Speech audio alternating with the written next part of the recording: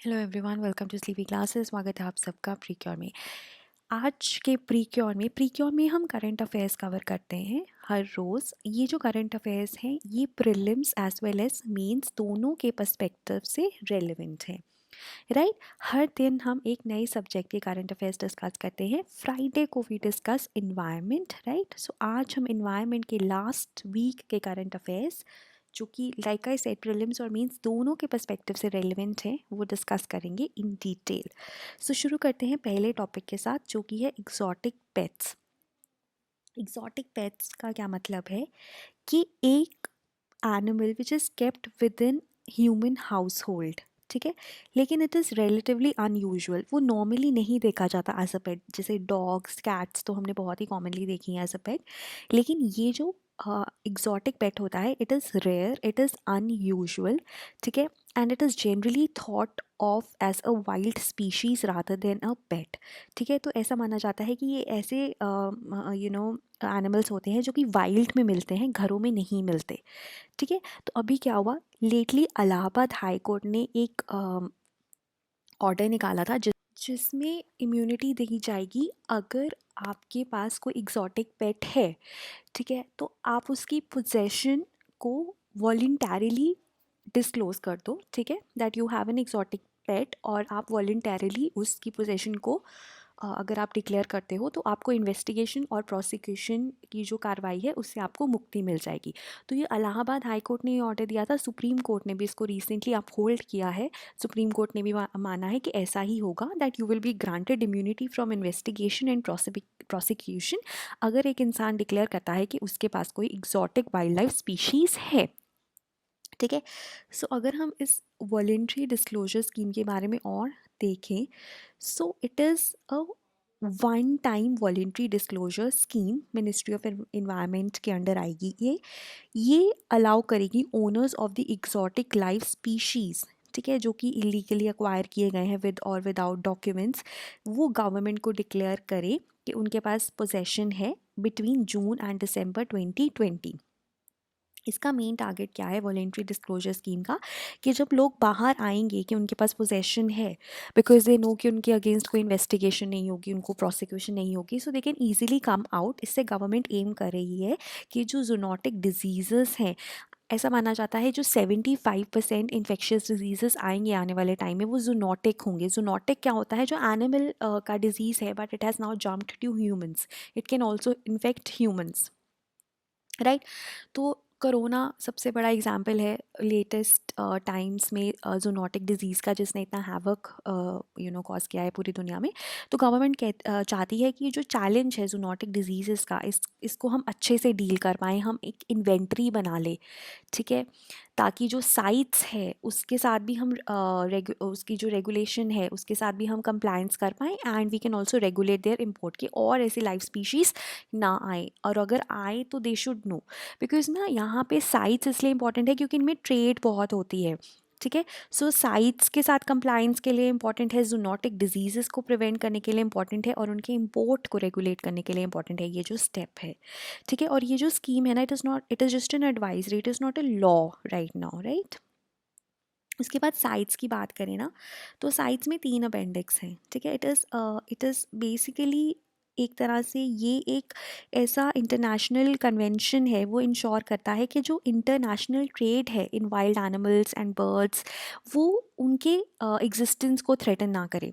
जैसे जो अपेंडिक्स 1 है ना, इसमें वो एनिमल्स आते हैं जिनका trade is permitted only in exceptional circumstances, मतलब हाईएस्ट प्रोटेक्शन ऑफर की जाती है इन एनिमल्स को। मोस्टली ये एक्सटिंक्ट होने की कगार पे हैं, तो अगर इनको इतनी इस लेवल की प्रोटेक्शन नहीं ऑफ़र की जाएगी, एब्सोल्यूट प्रोटेक्शन नहीं ऑफ़र की जाएगी, तो दे माइट गो एक्सटिंक्ट, ठीक है। जैसे अफ्रीकन राइनोसोरस।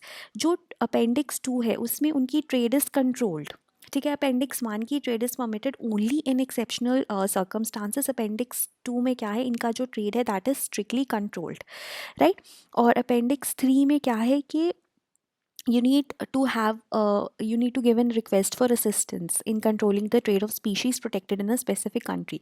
So mainly हम अपेंडिक्स 1 और अपेंडिक्स 2 के साथ ही डील करेंगे as far as sites is concern. जब आप आगे भी अपने प्रीलिम्स के लिए साइट्स पढ़ेंगे, ये साइट्स अपेंडिक्स 1 और अपेंडिक्स 2 ही इंपॉर्टेंट रहते हैं, क्योंकि जो अपेंडिक्स 3 है वो थोड़ा स्पेसिफिक हो जाता है. ओके यहाँ पे कौन सी एग्जॉटिक वाइल्ड लाइफ कवर्ड है इस वॉलेंट्री डिस्क्लोजर स्कीम में. So it has defined exotic life species named under appendices 1, 2 and 3 of CITES. ठीक है, वाइल्ड लाइफ प्रोटेक्शन एक्ट के शेड्यूल्स में जो स्पीशीज़ है वो इंक्लूडेड नहीं है. ये आपका काफ़ी ज़्यादा रेलिवेंट क्वेश्चन है जो कि प्रीलिम्स में पूछा जा सकता है. ठीक है, एंड इसमें एक्जॉटिक बर्ड्स भी नहीं इंक्लूडेड हैं. As far as CITES is concerned, तो like I said, it is an international agreement between governments to ensure that international trade in wild animals, birds and plants does not endanger them. उनकी existence को threaten नहीं करता. India is a member. ठीक है, 3 appendices हैं जिसमें कि species are protected against over exploitation through international trade. ठीक है, और बहुत सारे एग्जॉटिक पेट्स हैं इंडिया में जो कॉमन है, जैसे iguanas, lemur, civets, albino monkeys, coral snakes, tortoise are popular besides the normal pets. Right, और कैसे डिस्क्लोजर का क्या प्रोसेस है. It has to be done online through the Parivesh portal. Parivesh portal ministry of environment का portal है जिसमें सारी clearances के लिए, चाहे इन्वायरमेंट हो, फॉरेस्ट हो, wild life clearance, environment, forest, wild life clearances वगैरह के लिए आपको अप्लाई करना है. ऑनलाइन एप्लीकेशन आप परिवेश पोर्टल पे ही डालते हो, उसी पे आपको इसकी भी एप्लीकेशन डालनी है इसकी डिक्लेरेशन के लिए. ठीक है, so the owner of the animal will have to declare the stock as on January 1, 2020 to the chief wild life warden of the concern state और यूटी. जो चीफ वाइल्ड लाइफ वार्डन है ये एक statutory authority है जो wild life protection act 1972 के तहत आती है. ठीक है, तो इनको डिक्लेयर करना है बेसिकली. उसके बाद फिजिकल वेरिफिकेशन होगी and chief wild life warden will have to issue an online certificate of possession of exotic life species with in 6 months of the date of voluntary disclosure. उसके बाद जब एक बार आपने रजिस्ट्रेशन कर दी, ठीक है, आपने बता दिया, तो जो ओनर है उसे फ्री एक्सेस देना पड़ेगा. ठीक है, उसके बाद कोई एक्विजिशन हुई, कोई डेथ हुई, कोई भी चेंज हुआ, ले जैसे आपने बोला कि मेरे पास 2 नंबर है, 2 स्पीशीज़ हैं, ठीक है, उनके नंबर्स बढ़े या कम हुई, तो आपको वो सब इन्फॉर्म करना पड़ेगा चीफ वाइल्ड लाइफ वार्डन को विद इन 30 days. ठीक है, अगर आपने सरेंडर करना है उसके लिए भी गाइडलाइंस हैं. ठीक है, so everything has to be provided. So इससे लाइक आई सेड कि criminals are illegally trading products derived from over 7,000 species. ठीक है, इवन जो इलीगल वाइल्ड लाइफ ट्रेड है, इसके ऊपर एक ग्लोबल रिपोर्ट आई थी अंदर फाइनेंशियल एक्शन टास्क फोर्स. उसमें भी ये बताया गया था कि ये ग्लोबल थ्रेट की तरह आ रही है. ठीक है, और it is estimated to generate revenues of up to $23 billion a year. ठीक है, और इंडिया में भी काफ़ी ज़्यादा केसेस हैं. इंडिया में wildlife crime control bureau है जो कि is tasked with monitoring of the illegal trade. Right, so this is about exotic pets. Then next है, इंडिया ने 21% ऑफ इमिशंस इंटेंसिटी टारगेट, जो कि पेरिस अग्रीमेंट के तहत इंडिया ने अपने 3 टारगेट्स में से एक टारगेट था कि इमिशंस इंटेंसिटी को कम करना है, उसको 21% अचीव कर लिया है. इमिशंस इंटेंसिटी क्या होती है कि आप कितनी इमिशंस प्रोड्यूस कर रहे हो पर यूनिट ऑफ जीडीपी. ठीक है, तो पहले आप जितनी भी इमिशंस प्रोड्यूस कर रहे थे, अब आपने उसका लेवल कम कर दिया है. Like you are producing less emissions per unit of GDP. Now, India was only major G20 country that was on track towards keeping its NDCs to halt runaway global warming. जो NDCs हैं ये basically Paris agreement के तहत जो countries हैं उन्होंने बताए हैं कि हम ऐसे ऐसे कंट्रीब्यूट करेंगे to keep the global warming level, the temperature rise level below 2 degree Celsius by 2100. तो इंडिया ने भी 3 NDCs दिए हैं, हम उनके बारे में भी पढ़ेंगे. राइट, अब इंडिया ने ना बेसिकली 33 to 35% इमिशंस इंटेंसिटी को रिड्यूस करना था बाय 2030. तो इंडिया ने ऑलरेडी 21% रिड्यूस कर ली है. ठीक है, उसके बाद क्लाइमेट एम्बिशन समिट हो रहा है. ये क्या है, ये बेसिकली 5 साल मार्क करेगा of the adoption of Paris agreement. ठीक है, and it will be hosted by United Nations, UK and France. Right, और यहाँ पर जो हेड ऑफ स्टेट्स आएंगे, ठीक है, they can also share enhanced commitments, ठीक है, they are expected not obliged, मतलब ऐसी कोई कंपल्शन नहीं है। देखो जैसे इंडिया ने ऑलरेडी डिक्लेयर किया हुआ है कि वो 33 to 35% इमिशंस इंटेंसिटी को रिड्यूस करेगा। अब इंडिया इसका एक इन्हांस टारगेट भी दे सकता है, लेट्स से 40% रिड्यूस करेगा, ठीक है। तो इंडिया एक्सपेक्ट करेंगे हम इंडिया से कि वो ऐसा करे, लेकिन वो ऑब्लाइज नहीं है कि इंडिया को ऐसा करना ही करना है, वो नहीं है, ठीक है। इंडिया के जो 3 एनडीसीज हैं, देखो, emission intensity of its GDP bye 33 to 35%, ठीक है, बाय 2030 बिलो 2005 लेवल्स। हमारा बेंचमार्क क्या है, 2005 में जितना हमारा इमिशन इंटेंसिटी था उससे हमें 33 से 35% कम करना है बाय 2030, और ऑलरेडी हम 21% कम कर पाए हैं, ठीक है। उसके बाद जो रिन्यूएबल फ्यूल्स हैं, नॉन फॉसिल फ्यूल्स हैं, मतलब बेसिकली फॉसिल फ्यूल्स जो बेस्ड इलेक्ट्रिसिटी है उससे कम करना है, और नॉन फॉसिल फ्यूल जो बेस्ड इलेक्ट्रिसिटी है उसे बढ़ाना है, ठीक है। उसके बाद फॉरेस्ट कवर को भी इंक्रीज़ करना है so that it can absorb 2.5 to 3 billion tons of carbon dioxide, ठीक है।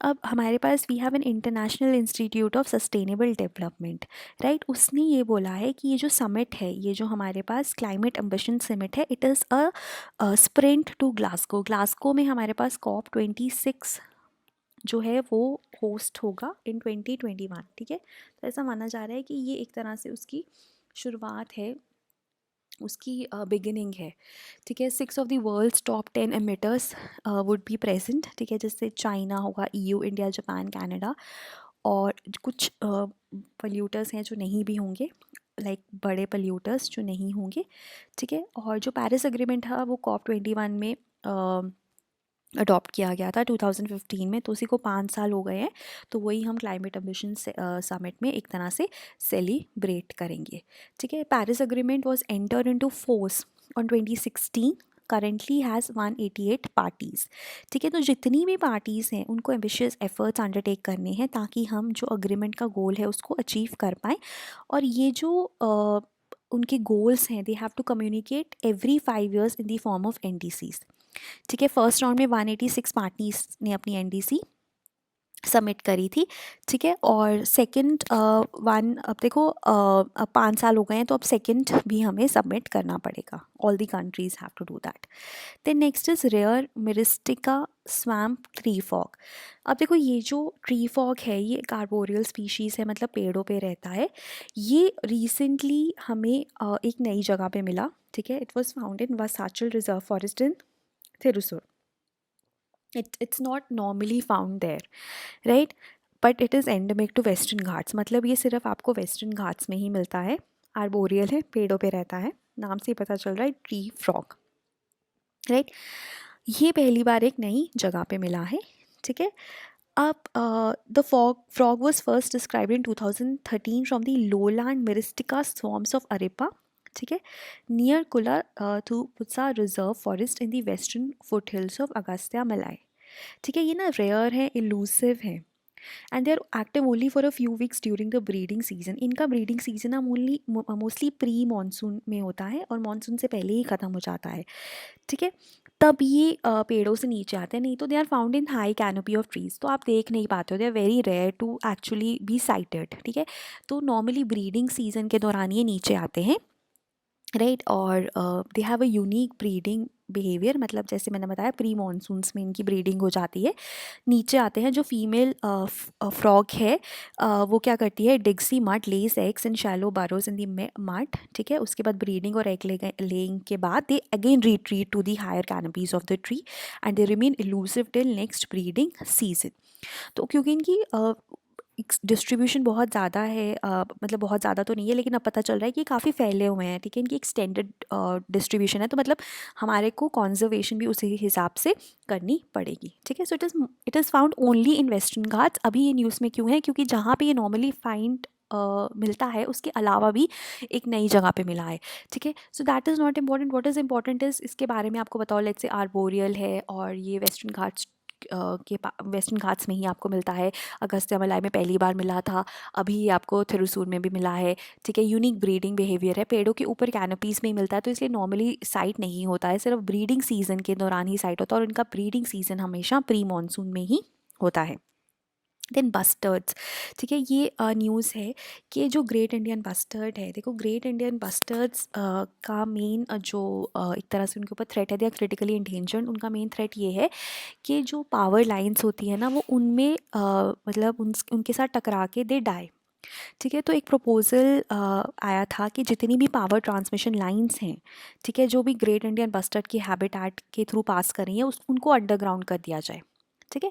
तो मिनिस्ट्री ऑफ पावर से हमें रिस्पांस चाहिए था और राजस्थान गवर्नमेंट से भी, तो उन्होंने मना कर दिया। उन्होंने बोला कि हाई टेंशन जो पावर केबल्स हैं above 33 kilowatts underground they are not feasible, ठीक है। सो बेसिकली ये जो अंडरग्राउंड वाला रिकमेंडेशन था कि ग्रेट इंडियन बस्टर्ड की हैबिटेट में जो ये पावर लाइन्स हैं इनको अंडरग्राउंड कर दिया जाए, ये wild life institute of India का था, ठीक है। उसके बाद ministry of new and renewable energy ने भी मना कर दिया कि जो विंड टर्बाइंस है और सोलर फार्म्स हैं, ठीक है, कि हम उनको जो ग्रेट इंडियन बस्टर्ड का जो मेन एरिया है, जो हैबिटेट है, कि वहाँ पे ना मतलब वहाँ पे उनको अलाउ ना किया जाए, ठीक है। सो उन्होंने ये बोला है, मिनिस्ट्री ने ये बोला है कि जो इन्वायरमेंट मिनिस्ट्री है ना वो हमें critical great Indian bustard area बता दें कि यहाँ पे इनके लिए ये एरिया बहुत इंपॉर्टेंट है, वहाँ पे हम कोई एक्टिविटी नहीं अलाउ करेंगे। लेकिन सारी पावर ट्रांसमिशन लाइंस को नीचे लेकर आना, ठीक है, वो और जो मतलब सोलर या विंड टर्बाइंस ना लगाना वो थोड़ा अनरीजनेबल है, ठीक है। सो फाइनली ये डिसाइड हुआ कि जो wild life institute of India है वही मैप करेगा क्रिटिकल एरियाज़ को और फिर इसको शेयर करेगा डिफरेंट स्टेक होल्डर्स के साथ, राइट। उसके बाद जो WII था उसने और भी रिकमेंडेशंस दी थी कि प्रेडेटर प्रूफ इंक्लोजर्स बनाए जाएं 5 to 10 square kilometers in area, ठीक है। Priority GIB habitats outside the desert national park, Rajasthan का डेजर्ट नेशनल पार्क है जहाँ पे ये सबसे ज़्यादा मिलते हैं, उसके अराउंड भी कुछ एरिया जो है हम उसको डिलीनिएट कर दें और उसको इको सेंसिटिव जोन डिक्लेयर कर दिया जाए, ठीक है। सो और जो नए पावर ट्रांसमिशन लाइंस होंगे वो अंडरग्राउंड ही होंगे, जो पुराने हैं उनको वो नहीं उसके साथ कोई छेड़छाड़ नहीं होगी, ठीक है। उसके बाद दूसरी चीज़ है बर्ड डाइवर्टर्स लगाने की भी बात की जा रही है। बर्ड डाइवर्टर्स क्या होते हैं, जैसे ना तार है जो मोस्टली ग्रेट इंडियन बस्टर्ड जो है उनको ना ये तार नहीं दिखती, ठीक है। जो छोटे बर्ड्स होते हैं वो तो फिर भी तार को देख के जब पास आते हैं तार को देख के ना अपनी डायरेक्शन चेंज कर लेते हैं, जो बड़े बर्ड्स होते हैं वो अटक के मर जाते हैं बिकॉज इतनी जल्दी वो मैनूवर नहीं कर पाते बिकॉज ऑफ देयर साइज़। तो वहाँ पे ना एक ऐसे रिफ्लेक्टर सा लगा देते हैं ताकि दूर से ही जो बर्ड है उसको दिख जाए, ठीक है। इसको बर्ड डाइवर्टर्स कहा जाता है और ये ना काफ़ी लाइट वेट होते हैं, जैसे कि वायर सैग नहीं होती, ठीक है, ईजिली हुक से उतारे जा सकते हैं और कोई इनका नुकसान भी नहीं है। तो ये बर्ड डाइवर्टर्स लगाने की बात की जा रही है ताकि जो पावर ट्रांसमिशन लाइन से उनसे टकरा कर ये जो बर्ड्स हैं ये ना मरे, ठीक है। So we have something known as firefly bird diverters, ठीक है। उसके बाद ना एक और चीज़ है जहाँ जो यहाँ पे आप मिस मत करना, एक ये चीज़ है कि जो ग्रीन एनर्जी प्रोजेक्ट्स होते हैं ना they are outside the purview of EIAs, ठीक है। अब because they are outside the purview of EIAs, तो ऐसा माना जाता है क्योंकि उनका बायोडाइवर्सिटी पे मतलब इन्वायरमेंटल इतना वो नेगेटिवली इम्पैक्ट नहीं करते इन्वायरमेंट को, तो इसलिए उनको इन्वायरमेंटल इम्पैक्ट असेसमेंट के परव्यू से बाहर रखा जाता है, तो कोई स्टेप्स नहीं लिए जाते, लेकिन वो बायोडाइवर्सिटी को तो इफेक्ट कर ही रहे हैं। तो ऐसा भी माना जाता है जब भी आपसे EIA का वो है ना कि EIA को हम कैसे बेटर कर सकते हैं, तो ये ज़रूर लिखना कि ग्रीन एनर्जी प्रोजेक्ट्स को भी उनके अंडर लाया जाए, ठीक है। तो एक वो चीज़ है। उसके बाद देखो फायर फ्लाई, जैसे ये देखो यही होते हैं हमारे पास फायर फ्लाई बर्ड डाइवर्टर्स और दे आर फ्लैप्स और दे वर्क एज रिफ्लेक्टर्स, और इनको फायर फ्लाइज इसलिए कहा जाता है, बर्ड डाइवर्टर्स इसलिए कहा जाता है क्योंकि फायर फ्लाई जैसे दिखते हैं ये। तो इनको 50 मीटर्स तक से ही बर्ड्स इनको स्पॉट कर लेती हैं and they can change their direction, right. अभी देखो एक्सपर्ट से that only 2 districts in Rajasthan Jaisalmer और बाड़मेर उन वहीं पे सिर्फ ब्रीडिंग ग्रेट इंडियन बस्टर्ड की पॉपुलेशन रह गई है, मोस्टली बाकी सब जगह एक्सटिंक्ट हो गए हैं। We have just 150 number of great Indian bustards left, right. Okay, then next जो हमारी खबर है वो है marine protection falls short of the 2020 target to save 10% of the world's ocean. देखो जो वर्ल्ड्स ओशन है ना उसमें जो 2/3 ऑफ द वर्ल्ड्स ओशन है ना वो किसी भी नेशनल जुरिस्डिक्शन के अंडर नहीं आती, ठीक है। इनको हाई सीज कहा जाता है। अब बट क्योंकि ये किसी की नेशनल जुरिस्डिक्शन के अंदर नहीं आती तो कोई भी देश इनकी प्रोटेक्शन के लिए काम नहीं करता। लेकिन यहाँ पे क्या अनसस्टेनेबल फिशरीज़ हो रही हैं जिसकी वजह से मेरीन बायोडाइवर्सिटी इफेक्ट होती है। ठीक है, उसके बाद ह्यूमन एक्टिविटीज़ का जैसे प्लास्टिक्स हो गया, ये सब चीज़ें, ठीक है, ये भी एसिडिफिकेशन हो गई ओशंस की, मतलब जो क्लाइमेट चेंज की वजह से इफ़ेक्ट्स आ रहे हैं वो सब तो उन एरियाज़ में भी आ रहे हैं, है ना। तो यहाँ पे क्या होता है, इन हाई सीज पे जो ह्यूमन एक्टिविटीज़ है ना, that is regulated through UN convention on the law of seas. ठीक है, but this approach is failing to safeguard the ecosystems we depend upon. तो 10 साल पहले एक बात हुई थी कि एक प्लेज लिया गया था कि हम मेरीन प्रोटेक्टेड एरियाज़ बनाएंगे, 10% ऑफ द वर्ल्ड्स ओशन को जो प्रोटेक्ट करेंगे बाय 2020। अभी it has failed and only 7.66% of the oceans across the globe are covered under the marine protected areas. तो यही हमारी खबर है।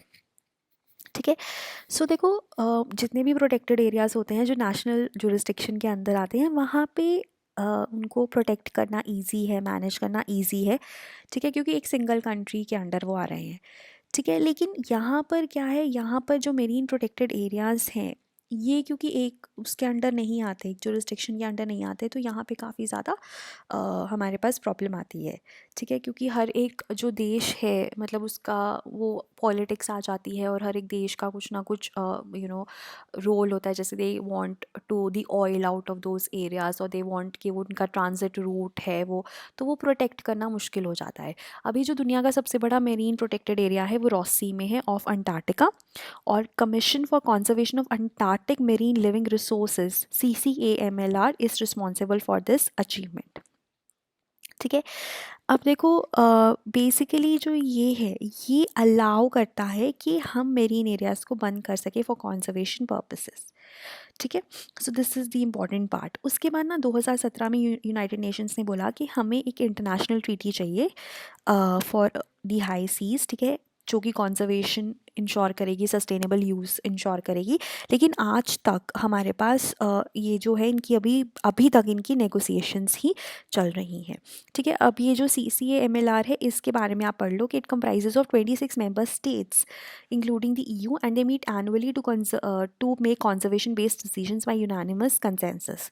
ठीक है, अब ये यहाँ पे हमने बात करी थी कि अभी इन्होंने 2 MPS को इस्टेब्लिश किया है हाई सीज पे। ठीक है, सो बट ये माना जाता है कि ये भी ecological representative network of protection से दूर हैं। ठीक है, तो बात हो रही है कि इनको हमें और बेटर करना है इन मेरीन प्रोटेक्टेड एरियाज़ को। और बेसिकली तो और ये बेसिकली इन्होंने ये भी बोला था कि हमें इन्होंने कुछ प्रपोज किए थे जैसे ईस्ट अंटार्कटिक डोमेन 1 और वेडल में, लेकिन अभी तक भी वो प्रपोज नहीं है, सिर्फ 2 ही हैं अभी, लाइक रॉस सी में है और एक South Orkney island southern shelf MP है, तो 2 ही हैं। अगर ये 3 भी आ जाएंगे ना तो हमारा 10% का टारगेट अचीव हो जाएगा। लेकिन इनको because of politics and all अभी तक इनके जो नेगोशिएशन है वो चल ही रही हैं and we have yet not made MPAs out of these 3 areas. So once we have these 3 areas then we can achieve the 10% target. Well जो सदर्न ओशन है उसमें जो मैनेज करता है वो CCAMLR ही करता है, राइट। ओके, ये ना कुछ जो SDG 14 है जो कि is responsible for life under water, उनके कुछ टारगेट्स हैं, so just go through once. ये बेसिकली लाइफ बिलो वाटर के लिए है, तो ये इंपॉर्टेंट है। इसमें इंडिया का भी है कि इंडिया में जो 13.36 पॉपुलेशन है वो कोस्टल डिस्ट्रिक्ट्स में रहती है, second largest producer of fish है, 12th amongst 20 countries responsible for marine pollution, 25,000 plastic generate करता है एवरी डे, 40,000 रिमेन्स अनकलेक्टेड, और सी लेवल 1.3 mm के हिसाब से राइज कर रहा है। ठीक है, तो ये कुछ फैक्ट्स हैं, ये देख लीजिए। उसके बाद IUCN red list of threatened species जो है, ठीक है, इसमें हमारे पास everyone knows that it has certain categories. ठीक है, extinct in wild, critically endangered, endangered, vulnerable, ये थ्रेटेंड के अंडर आता है, नियर थ्रेटेंड और लीस्ट कंसर्न। ठीक है, सो हमारे पास मेजरली यहाँ पे तो 7 कैटेगरीज हैं, लेकिन टोटल 9 कैटेगरीज आती हैं जिसमें कि डेटा डेफिशिएंट भी है हमारे पास। ठीक है, सो वी हैव 9 कैटेगरीज। एक होता है नॉन इवैल्यूएटेड, मतलब अभी तक इवैल्यूएट नहीं हुआ है, तो 9 कैटेगरीज है। ठीक है, अभी रिसेंटली ये जो लिस्ट है ना ये अपडेट की गई है, इसमें हमारे पास 31 animal and plant species have been declared as extinct, जैसे कि लॉस्ट शार्क जो कि क्रिटिकली इंडेंजर्ड थी, it was last recorded in 1934, that has been declared extinct. South China Sea में ही आपको मिलती थी, ठीक है। उसके बाद कुछ फ्रेश वाटर स्पीशीज़ हैं जिनको भी एक्सटिंक्ट डिक्लेयर किया गया है। अब ये एक्सटिंक्शन क्यों हो रही है? Because of destructive fishing practices, over harvesting, all of these reasons. Frog species भी एक्सटिंक्ट हुई हैं इन सेंट्रल अमेरिका, ठीक है। और मोस्टली इनको एक्सटिंक्ट होने का कारण क्या है? एक fungal infection which has been chytridiomycosis. Mycosis mostly fungal infection होती है, तो it is an infection disease caused by a fungus जो कि एम्फीबियंस को इन्फेक्ट करती है। तो it is responsible for the extension of the frog species in central and South America, ठीक है। उसके बाद सारी फ्रेश वाटर डॉल्फिन की जो स्पीशीज़ हैं वो भी